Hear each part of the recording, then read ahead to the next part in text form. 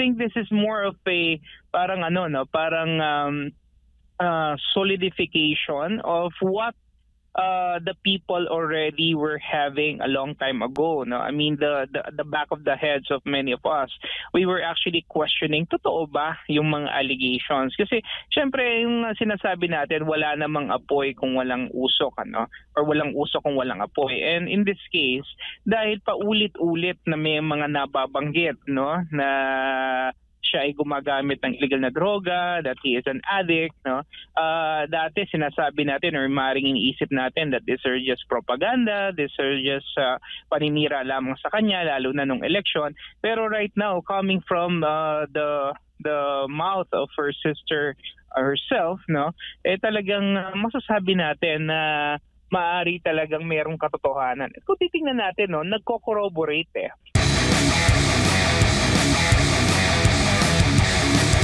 Ano bang masasabi po ninyo doon sa naging revelasyon ni Senator Amy Marcos? Na sorpresa ho ba kayo na siya mismo, kapatid ng Pangulong Bongbong Marcos Jr. na nagsabi, naghayag na gumagamit umano ng illegal na droga ang Pangulo? Yes, actually, no. I think as with the rest of the country, no, na nabigla dito sa mga naging testimony at saka naging pahayag ng ating Senadorang Amy Marcos, ano, kasi I think when she went to the podium last night, I think everyone was expecting that she's going to be mentioning about Zaldico and the testimonies and the flood control, pero mukhang iba yung naging direction ng kanyang mga payag, no?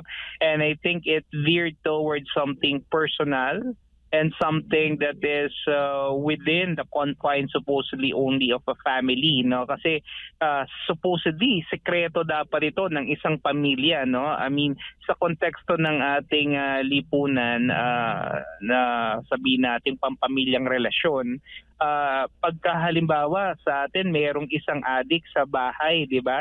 In most cases, we're trying to hide it, we're trying to shield that, no? Kasi kasiraan yun eh ng ating pamilya. Pero dito sa usapin na nangyari kagabi, no, mukhang iba yung pinatunguhan ni Senador Amy Marcos at talagang tahasan niyang sinabi na ang kanyang kapatid ay gumagamit ng illegal na droga, and this has been going on for a very long time already, and that his judgments and his actions are being impaired already by his illegal use of these substances. Opo, hindi na po ito AI, Prof, na tulad po mga lumalabas na issue before. Oo, ito mismo kapatid na. Oo. Paano po yan, Prof? Nayanig ba yung Malacanang sa sinabi po ni Senator Amy Marcos?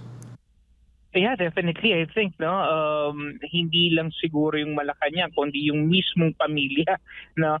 I think talagang iba kasing usapin kapag pamilya mo na nagsasalita, no. I think it's easier to dispel yung mga pahayag ni Zaldico, for example, to think na hindi naman talaga siya malapit sa Pangulo, and yun, may mga kinakailangan pa talagang i-prove, like the authenticity of the video, the documents that he actually has, and the testimonies that he's saying. Pero dito kagabi, no, sa naging pahayag ni Senator Amy Marcos, number one, they cannot play the AI card anymore, no, because it's real and it really happened, in front of a large crowd last night. And then I think this is more of a parang solidification of what the people already were having a long time ago, no? I mean, the back of the heads of many of us, we were actually questioning, totoo ba yung mga allegations? Kasi syempre yung sinasabi natin, wala namang apoy kung walang usok, ano, or walang usok kung walang apoy. And in this case, dahil paulit-ulit na may mga nababanggit, no, na siya ay gumagamit ng illegal na droga, that he is an addict, no? Dati sinasabi natin or maaaring iniisip natin that these are just propaganda, these are just paninira lamang sa kanya, lalo na nung election. Pero right now, coming from the mouth of her sister herself, no, talagang masasabi natin na maaari talagang mayroong katotohanan. Kung titingnan natin, no, nagko-corroborate yung statements ni Senator Amy with the physical features, the actuations, yung mga paraan ng kanyang pagsasalita na kuminsan disconnected sa kung ano yung tinatanong sa kanya, hindi niya nasasagot ng tama, nag-stammer siya, yung pagngiti ng kanyang bibig, na all of these are manifestations na maaaring dati kumbaga parang agam-agam lamang natin, pero ngayon talagang meron ng realidad or meron na talagang masasabi nating katotohanan. So ngayon, anong susunod na hakbang nito, Prof? Ano po yung expectation? Anong susunod na senaryo na nakikita po ninyo na magiging epekto nitong pahayag ni Senator Amy Marcos dito naman sa leadership ng Pangulong Bongbong Marcos Jr.? Well, for one sa akin, as an ordinary citizen of this country, I wouldn't want to be under a president who is under the influence of illegal drugs. I wouldn't want to be under the leadership of somebody whom I believe is incapable of ruling the country, because he himself is under the auspices of these illegal substances. And siguro ang unang-una natin titignan dito is yung capacity and yung capability niya to rule, which right now is the question. Alam nyo yung sa mga binabanggit ni Zaldico, that's already a moral dilemma para sa kanya. Pero this is something personal and health related, And I think the Constitution is very clear naman as to sa mga binabanggit niya dito. So siguro ang next chain of actions that we could see is probably look into what the Constitution is really saying. Definitely for me, this is an impeachable offense. But more importantly, I think medyo matagal pang usapin yung kung dadaanin pa sa impeachment. Yung idea that he is really incapacitated to rule, I think po pwede nang i-explore yan at this point in time. But of course, this will still depend on how the public will react to it, how the public will perceive it, among other things. Opo, kasi yun nga din ang sabi ni Senator Amy Marcos, yung epekto po sa pamumuno dahil nga po dito sa bisyo ni Pangulong Bongbong Marcos Jr. ang naging dahilan daw ng korupsyon, kawalan ng direksyon, yung maling desisyon at wala ng hustisya. Yeah, kasi kung titingnan natin, contrasting realities And I think ngayon yung mga binabanggit ni dating Pangulong Rodrigo Roa Duterte is actually gaining ground at unti-unti nating na-realize na totoo pala, na dapat pala nakinig tayo. Kasi binanggit ito ng dating Pangulong Duterte, that he is a weak, incapable leader, na siya ay gumagamit ng droga, na siya ay corrupt, di ba? And right now, nakikita na natin, it's now falling before our very eyes. And I think this could be one of the reasons kung bakit talaga niya pinaalis, at talagang pinakidnap yung ating dating Pangulo dahil alam ng Pangulo, alam ni Pangulong Duterte kung ano yung mga ginagawa niya, and aring ito yung paraan para talaga i-silence or patahimikin yung dating Pangulo by throwing him there at the Hague. And yun nga, para sa akin, contrasting realities, kasi yung dating Pangulo, he tried his very best to actually rid this country of this illegal drug menace, to the point na yun nga yung dahilan bakit nga siya ngayon nasa The Hague. Pero ito namang pumalit is a user himself. Kung totoo nga yung binabanggit ni Senator Amy, is actually hooked into drugs. And I think this is very, very alarming for a country to have a president who is a drug addict. Because number one, he is definitely incapable of ruling. At the same time, it may result in yung pagbabalik talaga ng droga. Kasi wala siyang tahasang gagawing maliwanag na mga reglamento o mga aksyon para kontrolin or contain ng droga, kasi he himself is a user. And I think nakita na naman natin dito sa mga pronouncements niya before, when I think one time he was being interviewed and tinatanong kung ano yung nalagay ng droga sa bansa. Sabi lang niya, kung anong gagawin nila, basta kami gagawin lang namin kung ano ginagawa namin. So you see, there is this lack of decisiveness and lack of direction with regards to the illegal drugs problem, because yun nga, maliwanag na ngayon that he himself pala is a drug addict, at talagang mismong kapatid na niya ang nabanggit nito. And sa akin, malaki yung weight nun, dahil in most cases, dapat yung pamilya ang pumoprotekta sa bawat isa. Pero dito, maliwanag yung mga binanggit ng ating Senador Amy Marcos na talagang nagdidiin sa kanyang bisyo. Opo, at hindi lamang po siya, dahil nabanggit din po ng senadora yung asawa niya at yung mga barkada niya. May pangalan din ng celebrity po doon na noon, 'di ba? May Senate hearing kaugnay nga po doon sa ginawa ng Pangulo ng issue nito ng illegal na droga. Itong si Maricel Soriano at iba pang mga artista. Right. And makikita natin pareho rin naman sila ng mga sintomas, yung pagngiwi ng bibig at yung pag-stammer, pagsasalita, I think maaari talagang meron talagang katotohanan itong binanggit ni Senator Amy Marcos. And kasi kung titingnan natin, I would like to refute itong binabanggit ni Yusek Claire Castro na ito ay paninira lamang, I highly doubt it, na kaya mong sirain yung iyong kapatid para sa pampolitikang interes. I don't think and I don't see that right now, because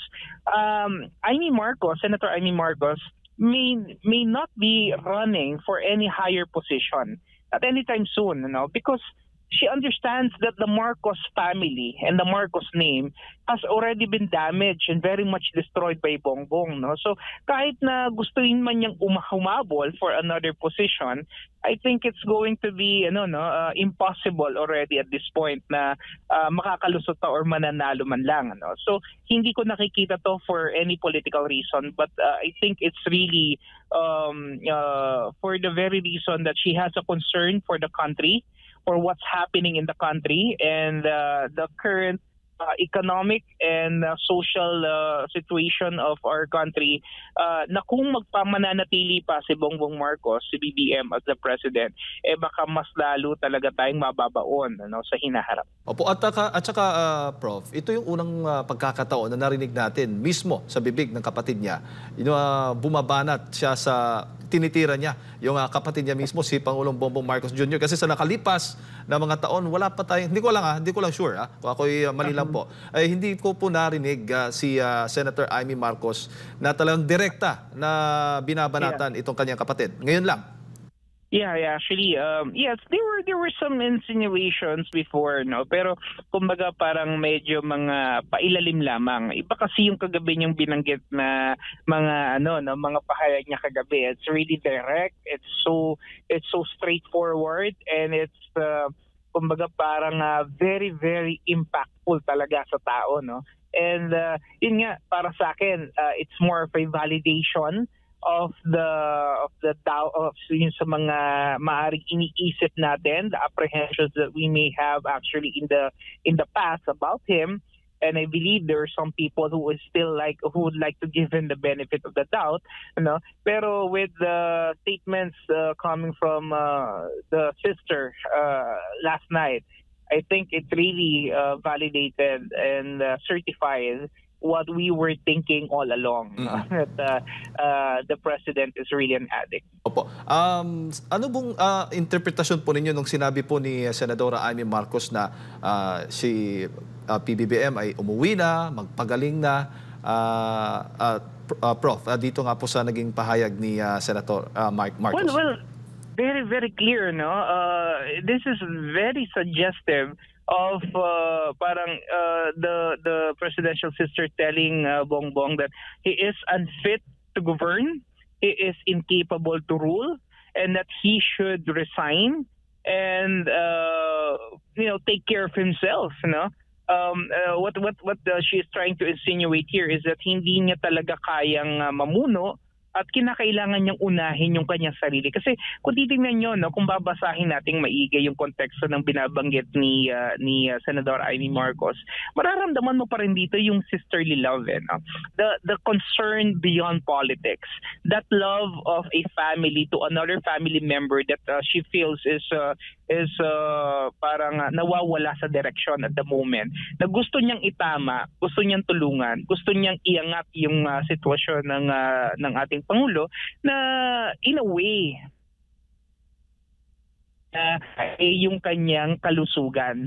Kasi how could the president what do you call this help uplift the conditions of the country if he himself is very much down in the dumps, no, insofar as his health and mental condition is concerned. Syempre alam naman natin kapag ka nagdodroga ka, hindi lang katawan ang apektado, no, decision making, judgment, mental impairment, lahat ito connected no? And for a president that is there supposedly leading the country, no, malaking epekto to sa kanyang decision making capabilities if indeed he is really into drugs, kagaya na binabanggit ng kanyang kapatid. Opo. Si Partner Admar po, kasama ko po dito. Prof, may karagdagang katanungan po sa inyo. Prof, magandang umaga. Si Admar po ito.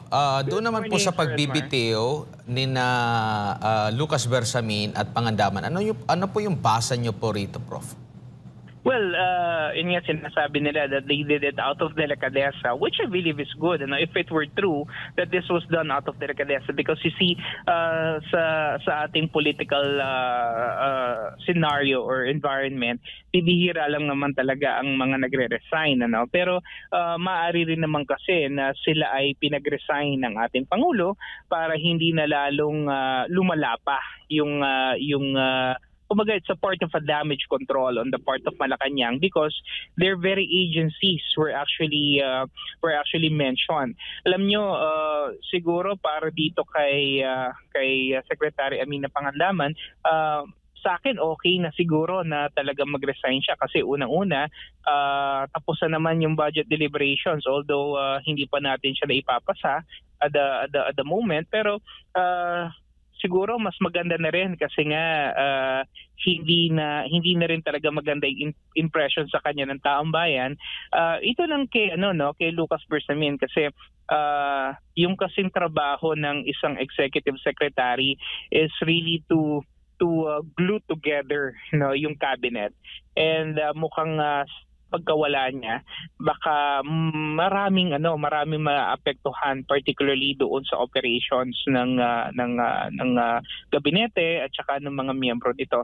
Pero if it were true that it was done out of delicadeza, then I would like to give them I would like to praise them for doing this. But if it was the president who asked them to step down para lang sa damage control, then I think that is a manifestation that what Saldico is saying is actually true and factual.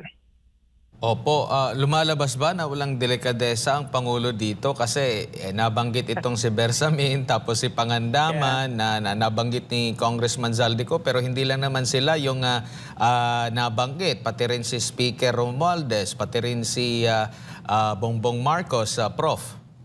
Well, titignan nga natin dito, in most cases, the most guilty, no? Sila pa yung talagang kapit tuko talaga sa position because the liability is actually bigger, on their part, no? And maybe yun yung dahilan kung matayo nila magbitiw kasi kung sila ay magbibitiw, mas it will open a lot of doors for possible investigations na maaaring lalong magdiin sa kanila. And as much as possible, they would want to contain this kasi nga tinituro na sila yung pinaka-mastermind. No? So, para kaila Amina Pangandaman and for Lucas Bersamin, since para lumalabas sila mga accomplices lamang. No? So, yung liability hindi ganun kataas or hindi ganun kalaki. Kaya siguro mas madali para sa kanila na mag-resign. Now, but I think with what happened yesterday and with what's happening with the statements made by Saldico, with what's happening right now in the economy and the social conditions, the low morale of the Filipino people right now, with all these allegations na nangyari, I think the best recourse is really for him to step down. And talagang siguro may mga pangyayari na itinatalagang ating Panginoon ang ating kasaysayan, na hanggang doon na lang. And if we are going to push forth and push through with it, mas magiging magulo ang kakahinatnan. Opo, kung matatandaan natin, isang website ang inilunsad ni Marcos Jr. na humihikayat sa mga kababayan natin na magsumbong. At kabilang po dito sa mga nagsumbong, pero hindi lang doon siguro idinaan, na itong si Congressman Zaldico at idinadawit. Pero ang nangyayari ngayon, parang minamaliit ba? Nakikita nyo ba na minamaliit yung kanyang testimonya? Kini-question yung kanyang testimonya po, Prof. Halimbawa, dapat pauwiin na raw siya at panumpaan yung kanyang salaysay, pero nabanggit nga niya na banta, na meron siyang banta. So inilabas niya ito. Meron pa bang ibang remedy? Kasi meron din tayong naririnig na pwede naman siyang manumpa doon sa embahada natin o sa konsulada po natin. Anong nakikita niyo po dito, Prof, na may isang individual na nagsumbong, mga big fishes yung kanyang inilahad, pero alam mo yung minamaliit lang or kini-question yung kanyang mga pahayag po, Prof? Well, talagang naman yan. Talagang expected yon on the part of Malacanang, lalong-lalo na yung kanilang tagapagsalita na si Claire Castro. Wala naman tayo talagang maasahan na syempre they will of course defend the president.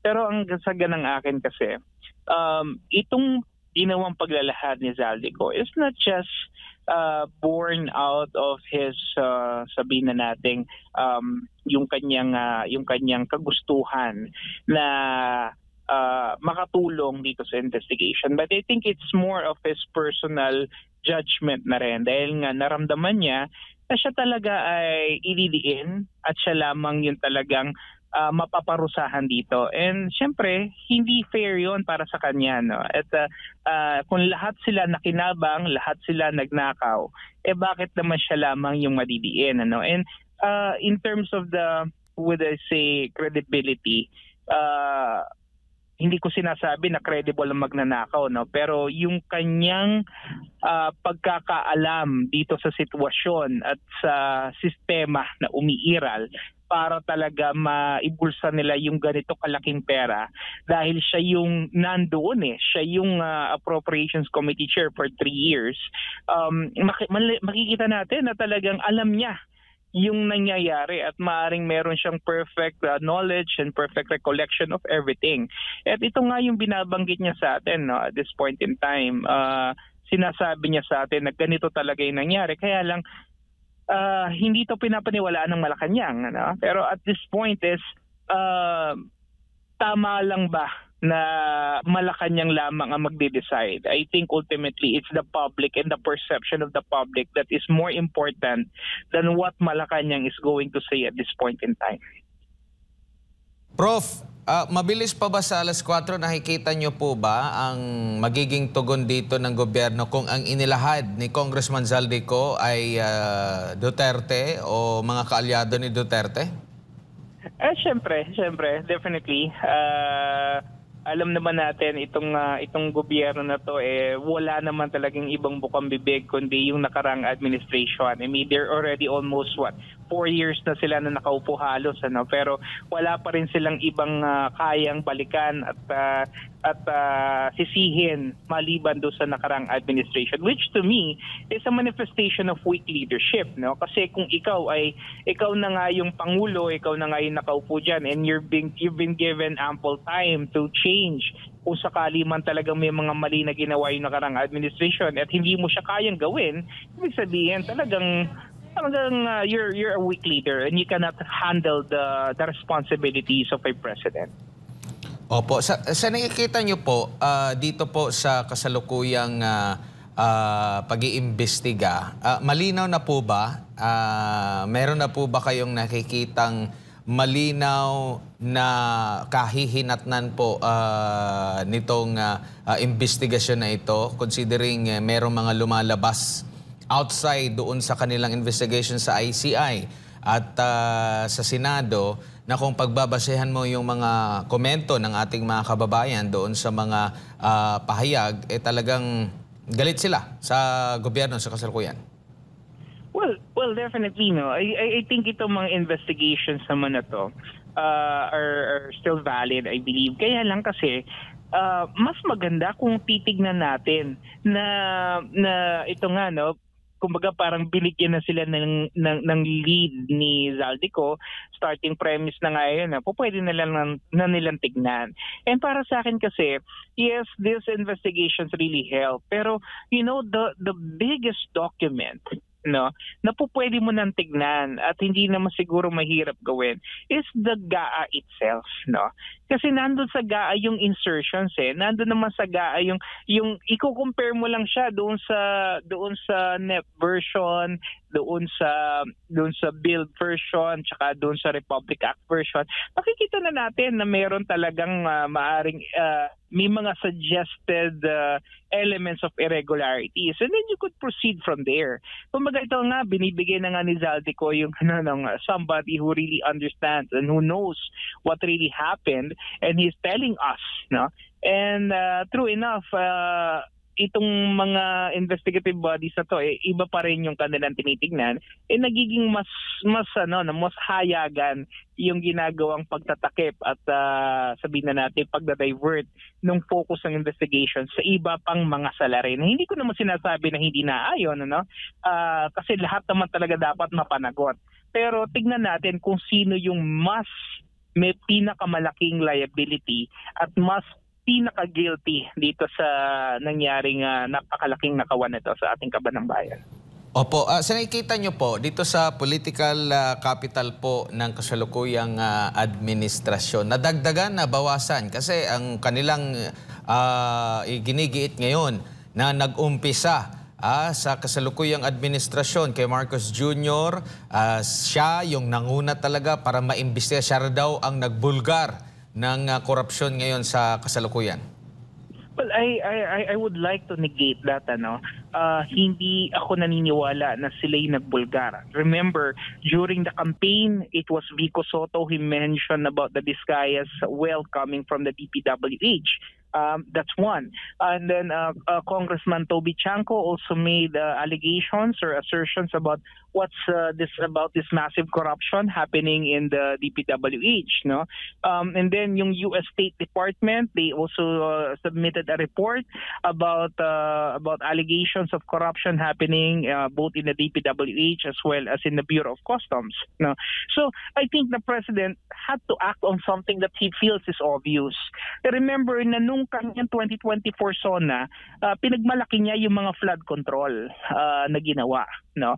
And then nung 2025 SONA, kung babalik tanawan natin, biglaan na sobrang tindi ng mga naging pagbaha, no? So kung maliwanag, ano yung pinagmalaki mo noong 2024, no, na SONA na ganito kadaming flood control tapos ito yung naging dahilan. So kumbaga parang it's too obvious, no? And for a president not to act on it, katawa-tawa naman yung kanyang gobyerno kung hindi niya to gagawa ng gagawa ng hakbang. And I think yun yung ginawa nga nila. Pero to me, para sa akin, ito yung tinatawag ko na preemptive damage control. No? Kumaga parang in the event na magkabulgaran, may mga hindi sumunod dun sa script, meron ka nang sasabihin, no? Meron ka nang parang moralizing